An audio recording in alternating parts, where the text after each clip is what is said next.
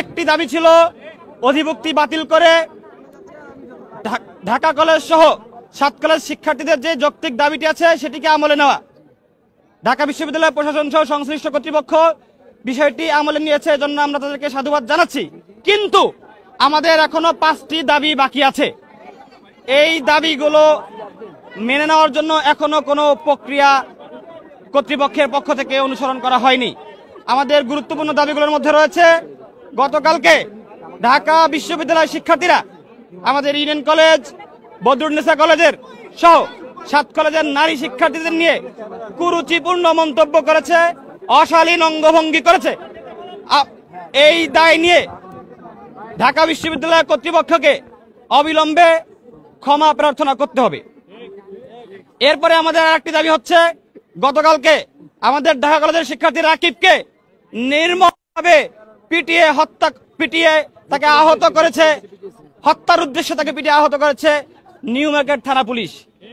এই হামলার সাথে যারা জড়িত, দায়িত্বরত থানার ওসি, এসি সহ এই হামলার সাথে যারা জড়িত আছে তাদেরকে আগামী 24 ঘন্টার মধ্যে প্রত্যাহার করে বিভাগীয় ব্যবস্থা নিতে হবে। আমাদের আরেকটি দাবি হচ্ছে, এই যে ঢাকা বিশ্ববিদ্যালয় 7 কলেজ শিক্ষার্থীদেরকে মুখোমুখি অবস্থায় নিয়ে এসেছে, এর সম্পূর্ণ দায়ভার ঢাকা বিশ্ববিদ্যালয়ের প্রভিসির।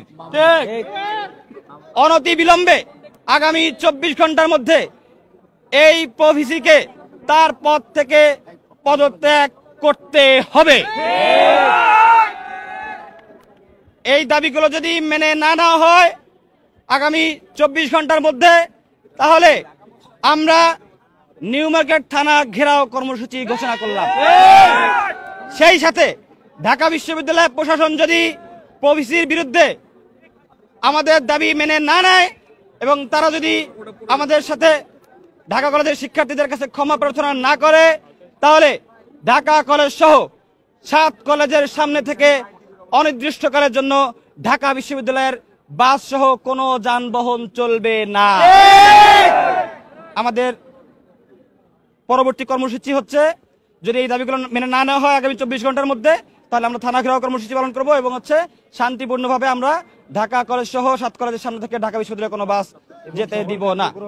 আমরা প্রত্যাশা করছি এই 24 ঘন্টার মধ্যে সরকার কর্তৃপক্ষ তারা আমাদের সাথে যোগাযোগ করবে, বিষয়টা অফিসিয়ালি মিটমাট করবে। আমরা কোনো সংঘাত চাই না, ঢাকা বিশ্ববিদ্যালয়ের শিক্ষার্থীদের সাথে আমাদের কোনো সংঘাত নেই। আমরা মূলত একটি প্রশাসনিক জটিলতার বিরুদ্ধে দীর্ঘদিন ধরে আন্দোলন করে আসছিলাম, কিন্তু তারা আমাদের কথা আমলে নেয়নি। এই জন্যই আমাদের এই কর্মসূচি।